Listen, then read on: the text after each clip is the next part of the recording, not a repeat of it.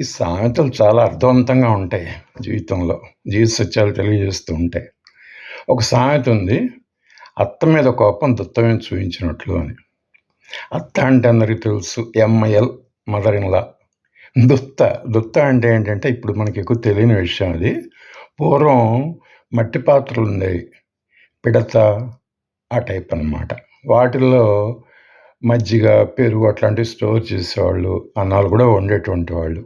అట్లాంటివి ఉండేవి. దుత్తలు అంటారు వాటిని. అత్తగారి మీద కోపం వచ్చింది మదర్ మీద. ఏం చేస్తుంది? అత్తగారి మీద కోపం చూస్తే ఆవిడైనా పనిష్మెంట్ ఇవ్వచ్చు. హస్బెండ్ కూడా ఇవ్వచ్చు. వెనకటి రోజుల మాట అనుకోండి, ఇప్పుడు అట్లా లేదు పరిస్థితి. అందుకని ఏం చేస్తుందంటే ఆవిడ కోపం అట్లా ఎక్స్ప్రెస్ చేయాలి. అది చేతిలో ఉన్న చెట్టు దుత్త అంటారు, దాన్ని టెక్కని కింద పడేసి పగలగొడుతుంది. పగిలిపోతుంది ఆటోమేటిక్ కింద పడితే. సో ఇది ఏమంటారంటే సాఫ్ట్ టార్గెట్ ఎన్నుకుని.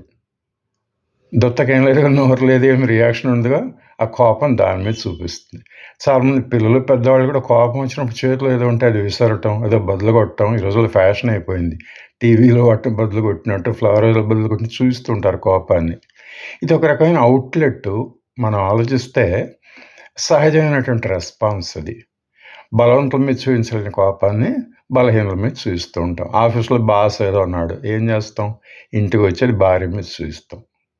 అందరూ అని కాదు, బట్టల మీద చూపించేవాళ్ళు ఉంటారు, అది వేరే స్టోరీ. బట్ సాధారణంగా అత్త మీద కోపం దుత్త మీద అంటే ఏంటంటే, అత్తగారి మీద వచ్చిన కోపాన్ని మట్టి పాత్ర మీద పెడతా అట్లాంటి దాని మీద ఏ నష్టం ఎవరికంటే దానివల్ల అది పగిలిపోయింది, కుటుంబానికే నష్టం.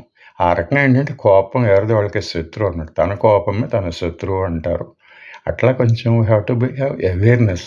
కోపం ఉండదని కాదు, కోపం ఉండకపోతే అట్లా లైఫ్లో కోపాన్ని ప్రదర్శించకపోతే అది కూడా ఇబ్బంది అవుతుంది ఒక పరిస్థితుల్లో. అతి శాంతం కూడా పనికిరాదు. అందుకని అంతా కూడా కంట్రోల్గా ఉండాలి. అతి సర్వత్రోజ్జేత్, ఎక్కువగా ఏది ఉండకూడదు, పరిమితంగా ప్రతి ఉండాలి. కూరల్లో ఉప్పు లాగా అనమాట. కొంత ఉప్పు లేకపోతే రుచి ఉండదు, ఎక్కువ ఉప్పు అయితే దానివల్ల చాలా ఇబ్బంది అవుతుంది. అట్లా అనమాట. అత్త మీద కోపం దుత్త మీద చూపించినట్లు అనే సామెత ఇట్లాంటిది.